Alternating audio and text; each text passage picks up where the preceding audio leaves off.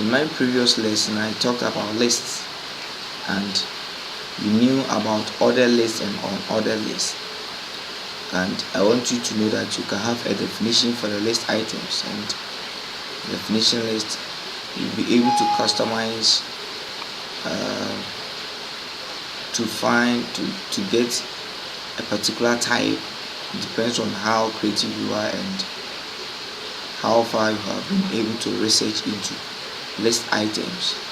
And I want to rest assured that when it comes to CSS, and during the time when we'll be styling our pages, we will be able to style the airlines and make it nice and beautiful to look very nice.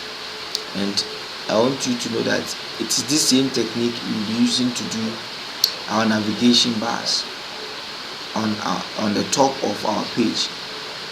For example, when you have a home page, about, and all these clickable links, you have a navigation bar, and this is the same technique we'll be using to produce them. So stick to this very seriously.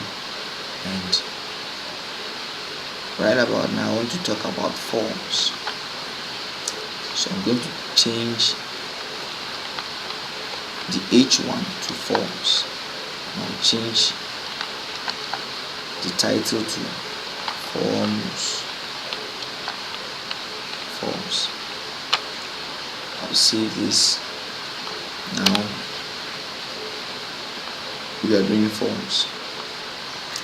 Have you been to a website before and you are required to give information about yourself?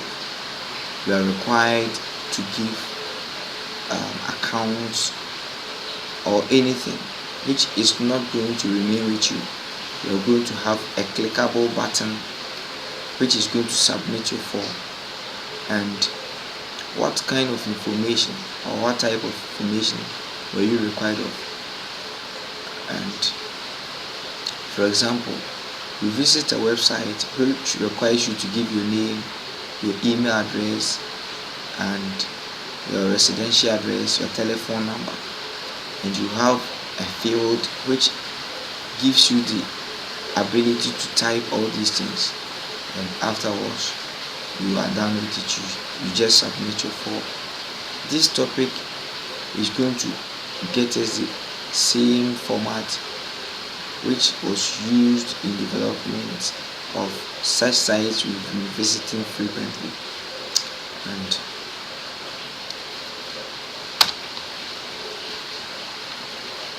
we are doing a basic form, and after we have gone through every process of HTML, we can rest assure ourselves that we will also be potentially have control over our forms with PHP, which is going to process our forms, and MySQL, which is also a database programming language, is going to also store our forms.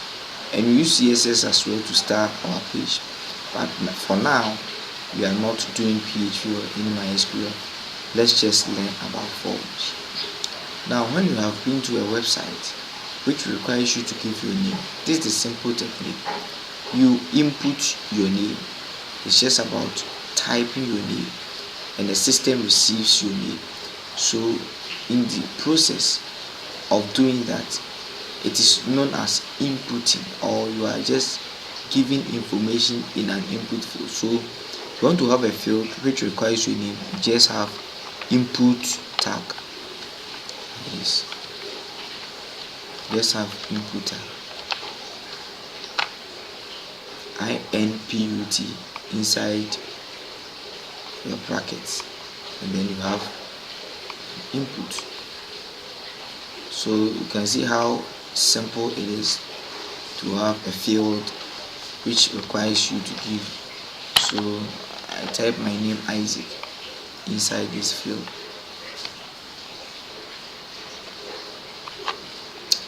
So I have a nice input. So just input alone gives you a field where you will be able to give an input, and the default one is a text. You can type anything at all, and it's a text. So you just write the name against it like this,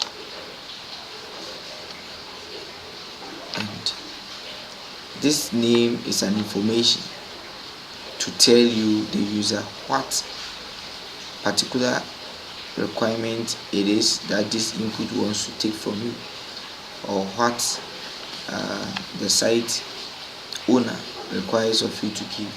So without this, there is no ability for you to know that it is your name that is required. So you have the name here, or you can say that the user should give us his first name. Then you can also copy the same thing, paste it down here.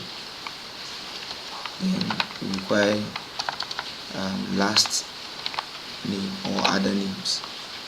So you can see that they are all in one line. So we can do a BR on this one, just as for a start.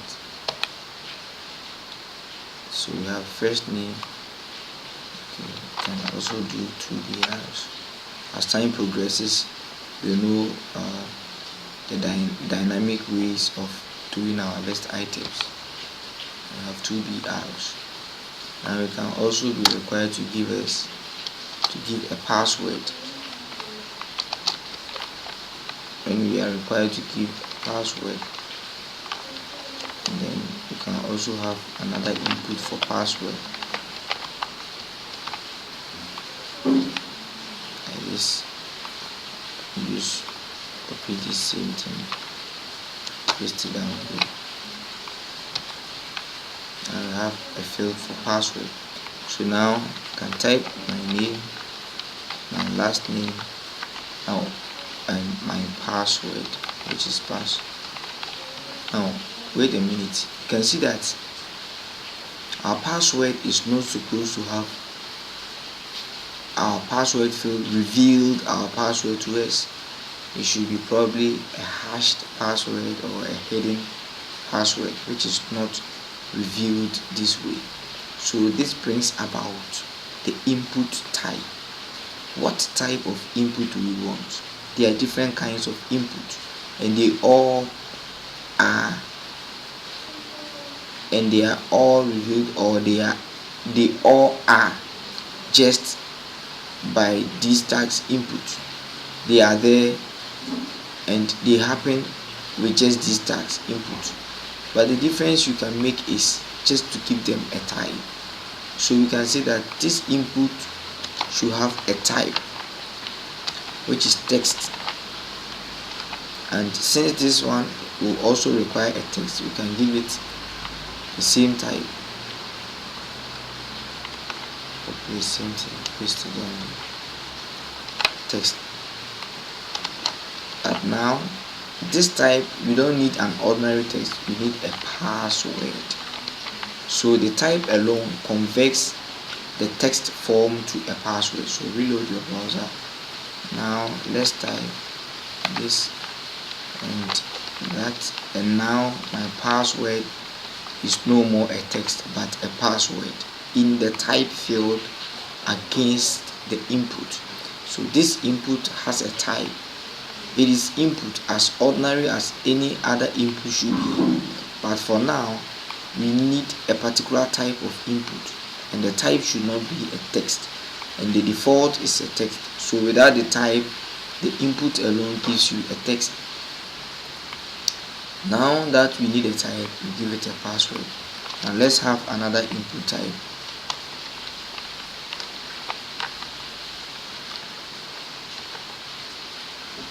Another input